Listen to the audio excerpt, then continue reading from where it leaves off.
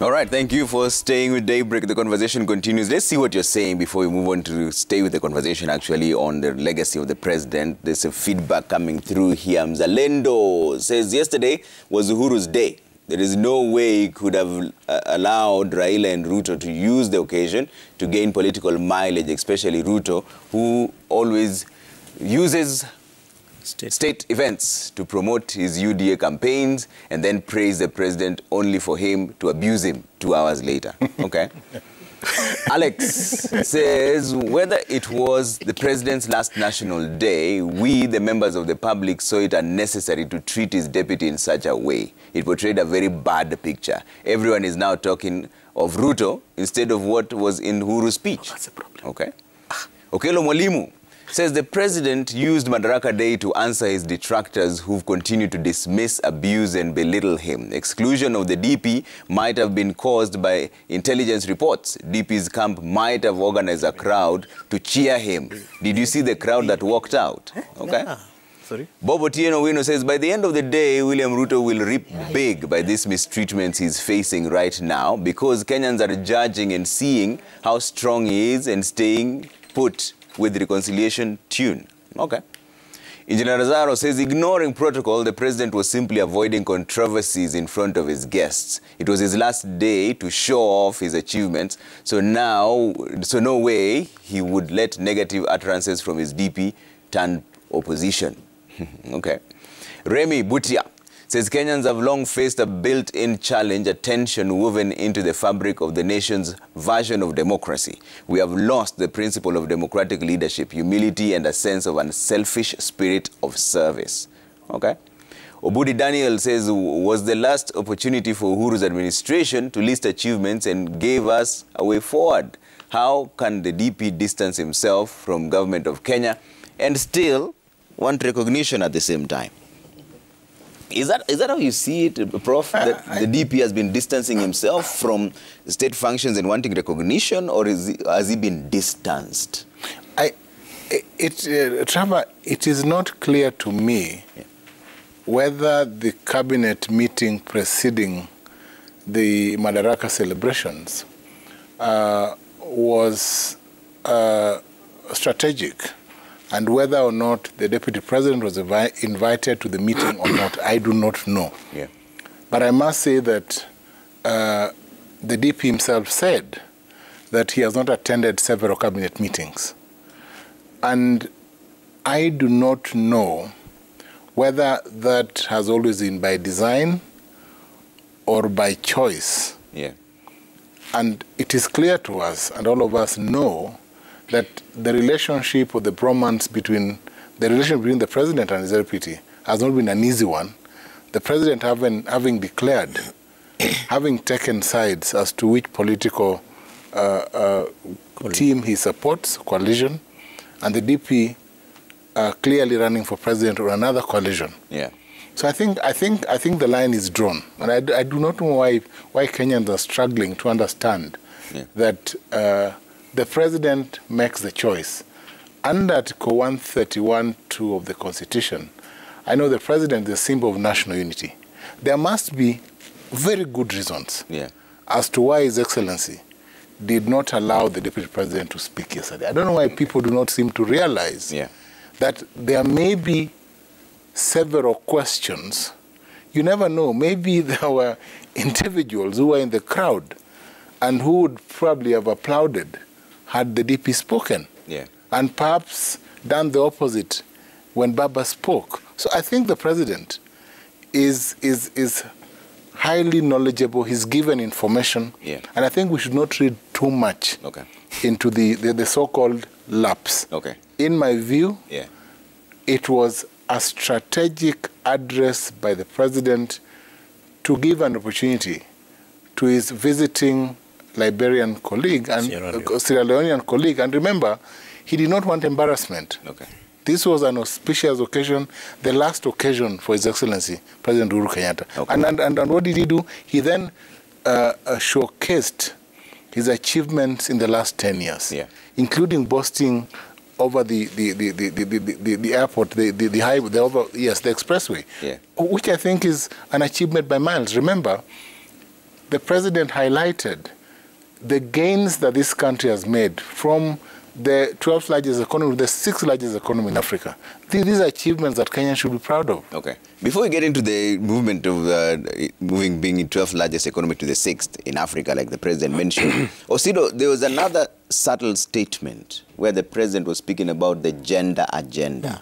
He mentioned the people he's appointed and said on 9th of August, if Kenyans so wish, they have a chance of electing a deputy president who's female. Was that simply a statement of fact or a subtle campaign for Azimio and an endorsement for Azimio? Trevor, there is both, as you rightfully said. In fact, I don't think that Kenyans who are interested in the upcoming elections should wait for anything better than that kind of an endorsement. Because if you look at the two major contending sides, only one side has a female running mate. But I'm sure that if probably Kenya Kwanza also had a female running mate, the president would have boasted over that affirmative action element in a different way.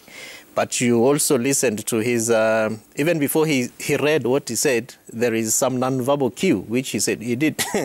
And then he said, you know. So it means that even from the speech writers, probably they must have had a conversation around, okay, deny Mheshimiwa Raila Odinga an opportunity to speak, deny Mheshimiwa William Ruto an opportunity to speak, of course, probably depending on intelligence reports or whatever reasons that they had. But then let's put this in the speech. And you saw even from the crowd, the applause by people, and there are even some leaders who stood and more or less like a standing ovation for that particular statement.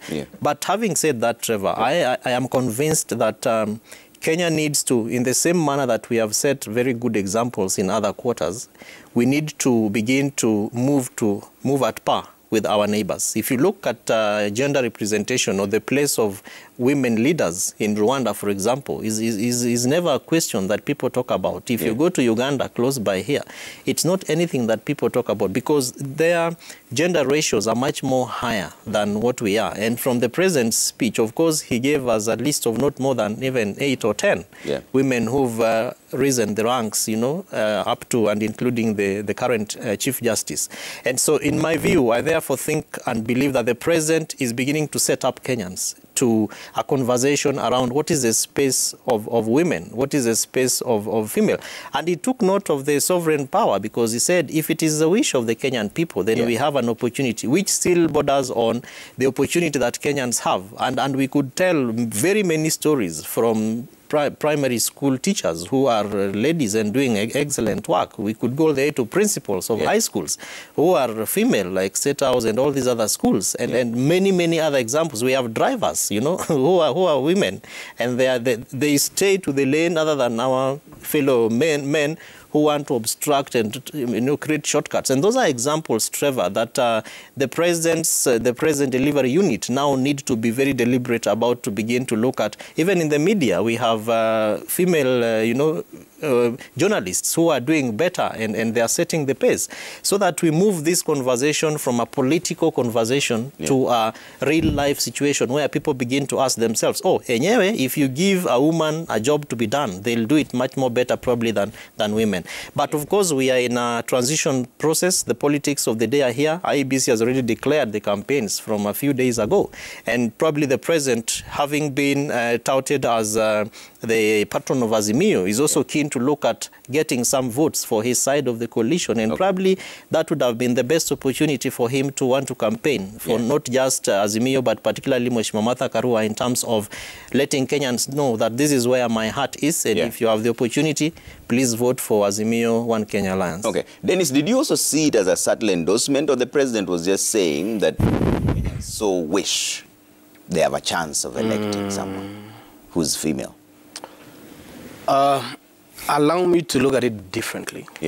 And because the president yesterday was doing a scorecard, and a scorecard is not only what you have done. A scorecard should also be what you haven't done. And one of the things that the president has failed miserably within his tenure is a question of gender parity. The matter has been prosecuted greatly by the courts. You remember there was a futile fight, including the dissolution of Parliament and many other things. So under his administration, the question of gender has suffered the most. Under his administration, the position that he is endorsing the gender to, he has violated it the most. In fact, one of the most perhaps looked down positions in this country is you being a deputy president. You understand? And he is training the Azimio leaders on how to treat a deputy president. Disregard them until everybody dishonors them. So what will a female president, a deputy president bring on the table if the current composure of the president is hating anything that is called a deputy? It's a hypocrisy, and I'm sorry to say, because I'm looking at his record in terms of advancing the gender card. Yeah. In Parliament, he fought it consistently, never wanted to achieve it.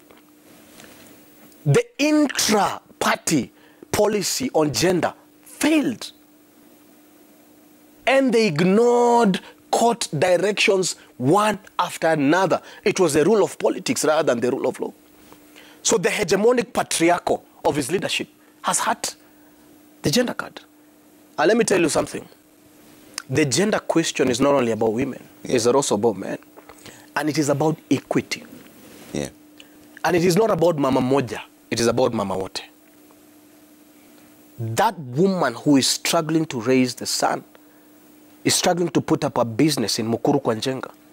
That woman whose house was demolished when they were doing demolitions is also a mama. It is about representation and equity. It is about making sure that you don't invite one woman on the table of a completely disregarded and dishonored office. Is that you make sure that all women can access all rights under the Bill of Rights. Yeah. And nobody in this country will raise a finger against any woman. The president admitted yesterday something that scared me to the bones. And he said, under my administration, the percentage of single-parented homes has risen exponentially by 30%. And he said that is then going against our traditional ethos and all that, mannerisms and many others. So it means a great burden of raising families is on women, unaddressed. So this question about him prosecuting the gender issue is dishonest, is for political expediency. Okay. If the president was honest at the end of the day, those critical issues would have been progressed under his leadership at the end of the day. Yeah. So, you know, we have to be honest. We have to be honest. Trevor, we have to be honest. And I'm a father of a daughter, and I'm married. I would want to see my wife progress by all means. Okay. But I never want to see a dishonest discussion about the progression of my mother, who lost her business a long time ago, you know, at the end of the day. This is a very emotive conversation.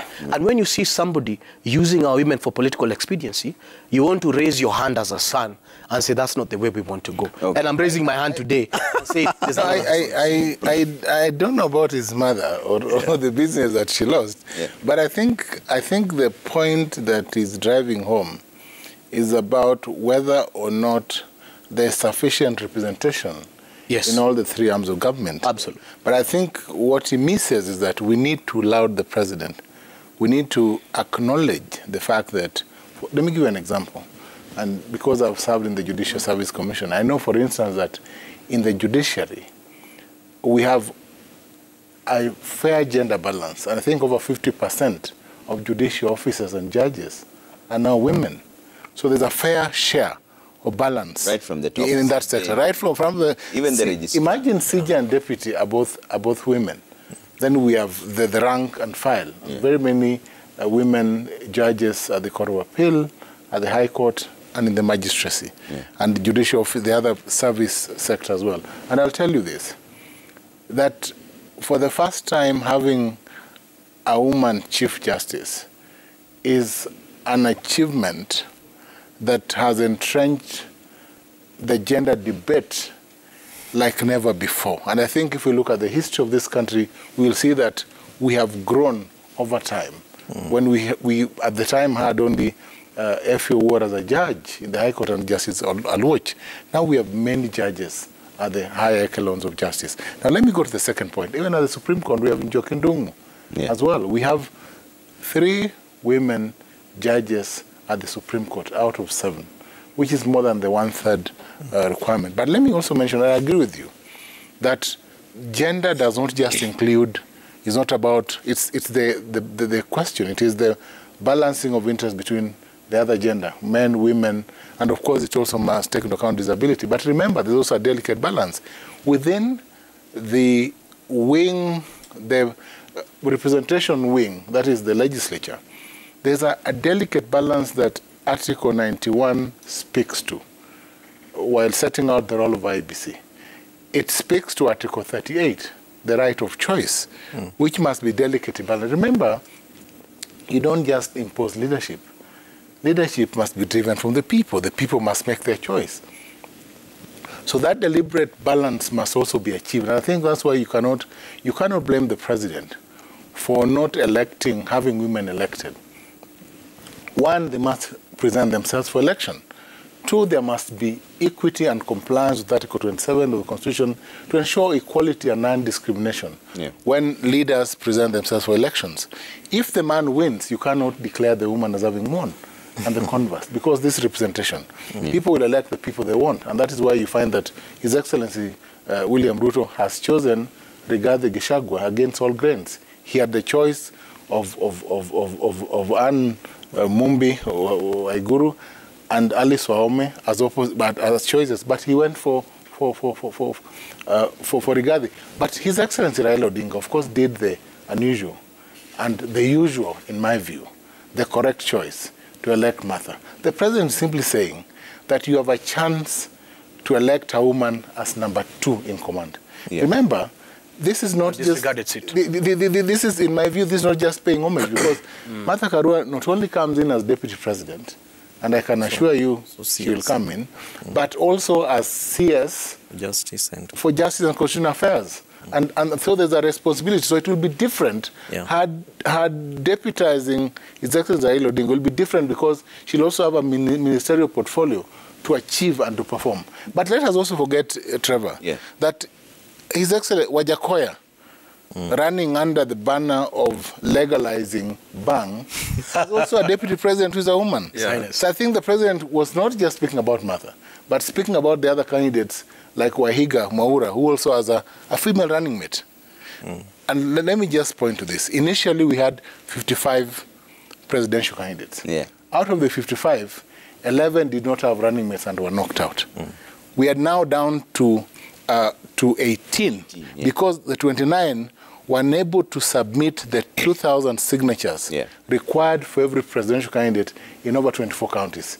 Not all of them have met that threshold. But even then, there's a challenge now. IBC vetting is running into headwinds. And so the voters are saying that they want the court to stop the process of vetting presidential aspirants because there's no legal register of voters and signatures. So what are they verifying against? I think the verification, the signatures, the requirement of the law, if you look at Article 131 et sec, is simply that you submit signatures of 2,000 voters, registered voters, from all the 24 counties. I don't think that the verification, I know there's no bank of signatures, so that that question, but I think that's a technical question. The question is, once you submit the list of voters, the signatures, and their IDs, that is sufficient. There's nothing is hard to verify signatures against what is on the IDs, so that you know that these signatures have not been picked from M-Pesa agents, and at least you have IDs.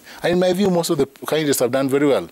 We now have 18 presidential candidates. So is this a valid concern by this group of voters who went to court? No, I don't think that that's a concern, because at this point the verification by IBC is superficial. It's simply checking the signature against what is on the ID. It's not a technical process.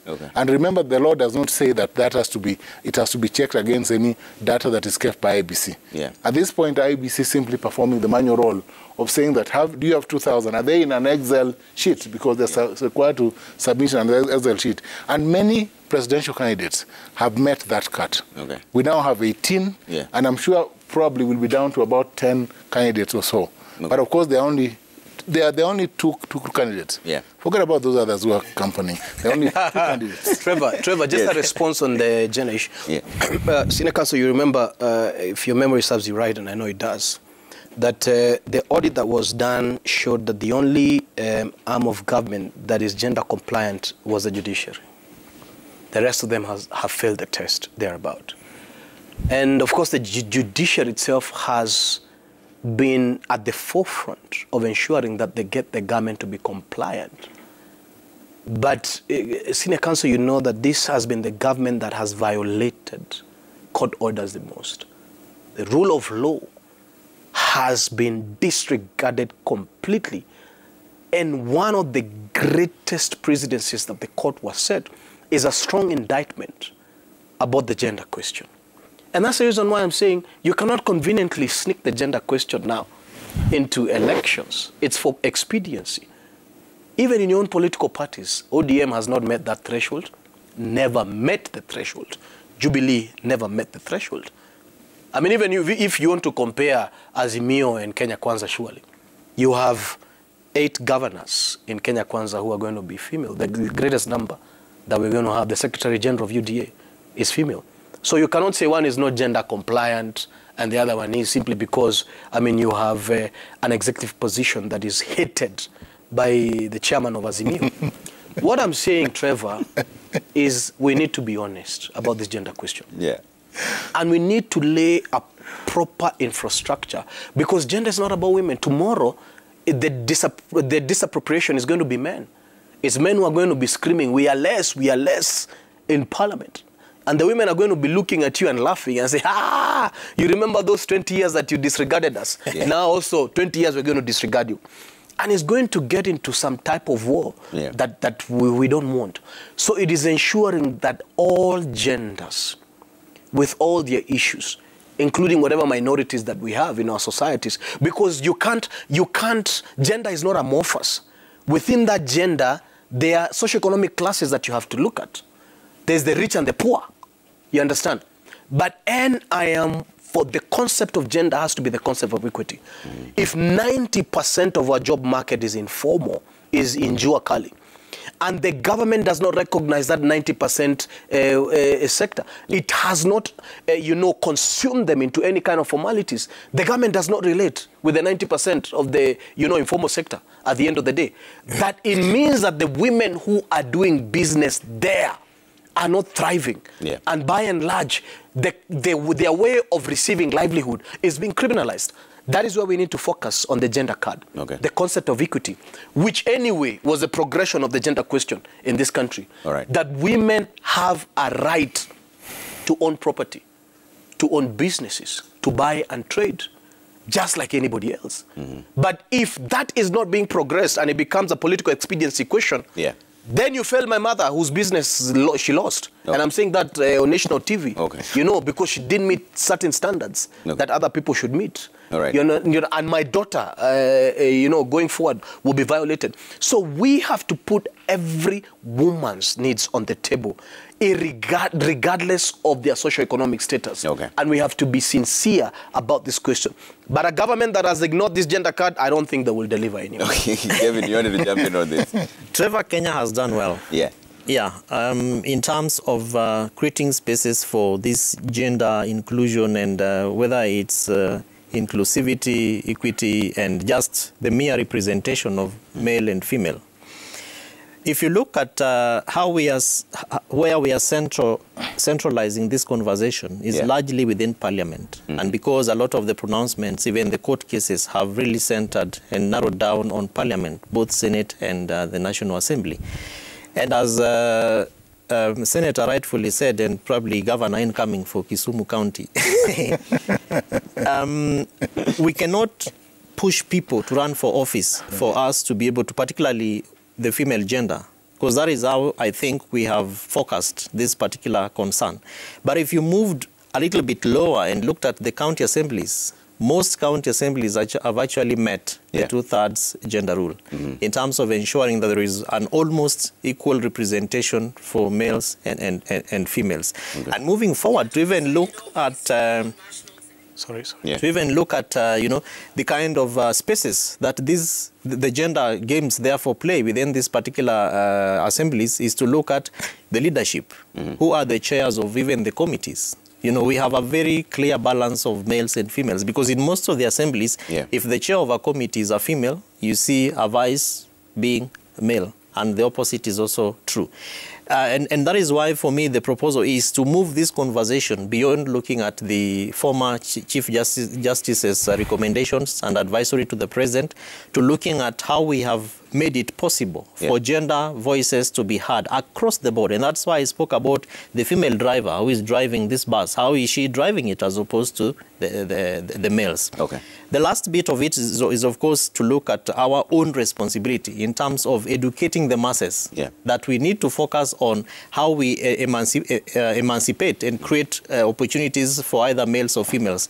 What is the space of civic education, even among the masses? Are we enhancing voter education so that people know when you go in and there is a male, who do you vote for and why do you want to vote for a woman? And if you look at even at the gubernatorial levels, the elections, most of the governors today have actually tried to borrow from what Azimio has done. And of course, these things have happened before. But if you look at, I think it's about 8 to 11 governors who now have female running mates.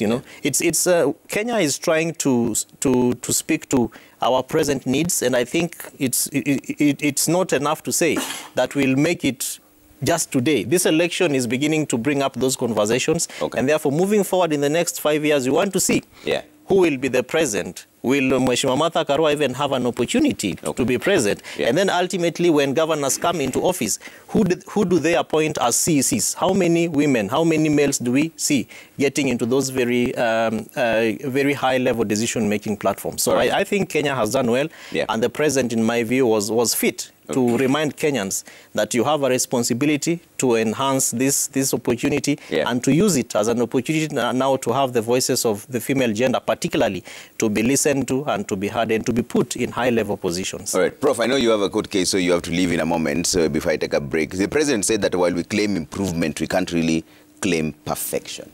There's a lot to be done. That was in his own speech when he was speaking yesterday. What is that a lot that has to be done as you make your closing remarks also? Because right after the break, I know I'll remain with Dennis and Kevin. Trevor, clearly, I think while setting out his achievements in the last 5 years, in the second term, in the area of infrastructure, he has acknowledged that we've borrowed, and that, he cited examples of countries that have borrowed and have developed infrastructure. So I think, first of all, we need to address questions relating to how repayment of loans that are due, that is fact.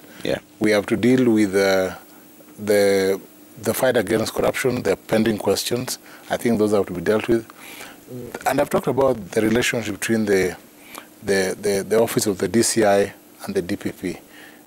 Article 157 of the Constitution speaks to that.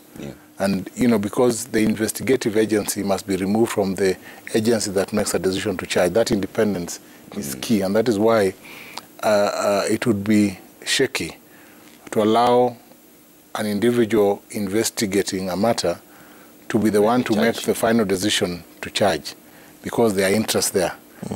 Because then objectivity is often lost.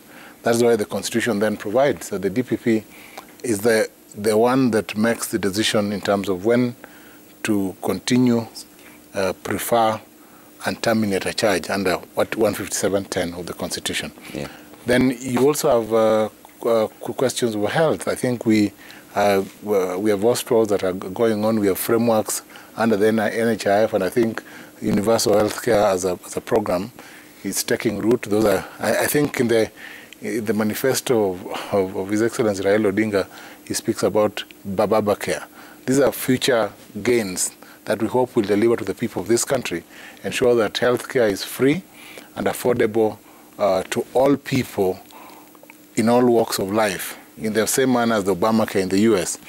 I think that other frameworks that include constitutional questions, whether we need to revise monies that go to the counties, We attempted that under BBI, did not work. Yeah. The 35% from the 15%, those are concerns so that counties are strengthened and can deliver to the people in the 47 counties. These are pending issues that have to be addressed by the next government. Okay. Remember, the 9th of August of 2022 is decisive as to who gets into power. Their concern, of course, it will be one of the two. It will be one, of course, and I think that will be Raila Amolo Odinga as president. And then he'll have to carry the president legacy to deliver to the people of this country. All right. And you can make your closing remarks as well, because I know after the break you will not be here. Now, I think overall the president has done his last act, and I think let us acknowledge him and respect for what he's done to this country. It's been a grueling 10 years. Yeah.